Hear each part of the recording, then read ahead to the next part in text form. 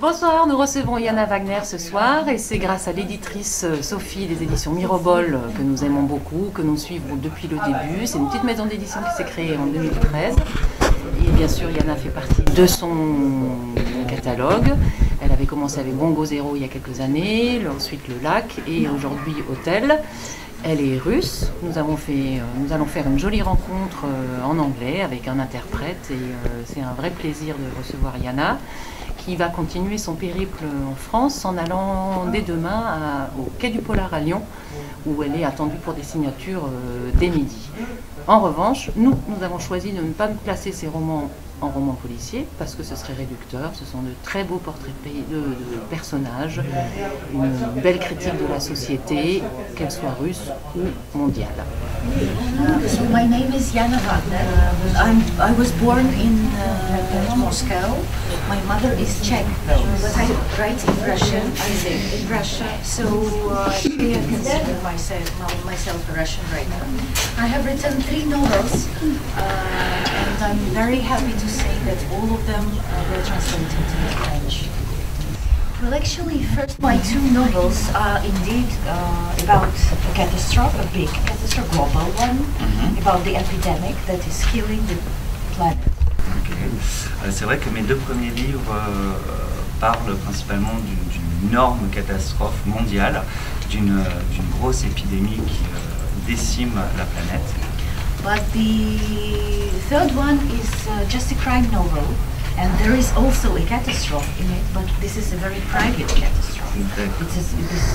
It's a murder of a person, and the impact it makes on those who are near to her. Le 3e roman est un petit peu différent. C'est un roman dans lequel tout gravite autour d'un crime, un meurtre. Vraiment mettre les gens, ça reste une catastrophe, mais quelque chose d'un petit peu plus huis clos, plus localisé. But still, of course, you are right. I like to do it to my characters. I like to put them into some unbearable situation to see what is going to happen to them, how they are going to act. Mais c'est vrai qu'elle aime bien cette thématique, tout simplement pour pouvoir mettre ces personnages dans une situation qui va nous permettre de voir comment ils réagissent face à cette situation. But in the second novel, which is longer, which takes much longer period of time, there is an evolution in how she sees the situation, how she sees the group. I mean the narrator, and it's not only a woman's story anymore. It's not a story of a wife or a mother. It's just a human story now. Mais c'est vrai que dans le 2e livre, on est sur une période qui est beaucoup plus longue, où l'héroïne, qui est aussi la narratrice, commence à s'ouvrir au reste du groupe. Donc c'est plus uniquement l'histoire de la femme ou de la mère, enfin la femme, l'épouse ou la mère, non, ça devient une histoire humaine. Et avant d'écrire ces 3 livres, vous écriviez pas? No. You never wrote anything before? No, I never wrote anything before. I wasn't writing poems in my childhood. It was never a plan, actually. Non, c'était vraiment un pur hasard. Elle n'a jamais rien écrit. Quand elle était enfant, elle n'a jamais écrit de poème ou quoi que ce soit. Non, c'était pas prévu. I was, I think, 36 when I wrote my first novel. Elle avait 36 ans quand elle a écrit son premier roman, donc c'était assez tard. Voilà. Elle a été nourrie par toute la littérature russe, j'imagine, quand même.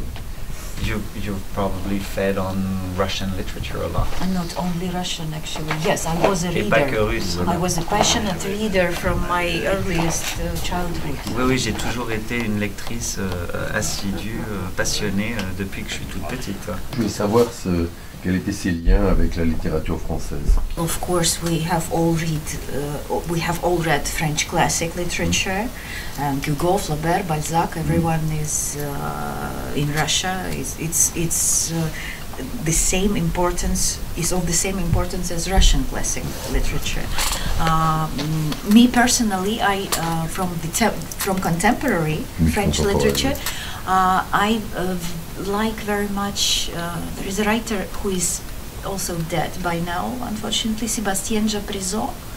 tous les grands classiques français sont extrêmement lus hein, en Russie. Balzac, Hugo, Flaubert, ils les connaissent très très bien, tout comme les classiques russes. Hein. Maintenant,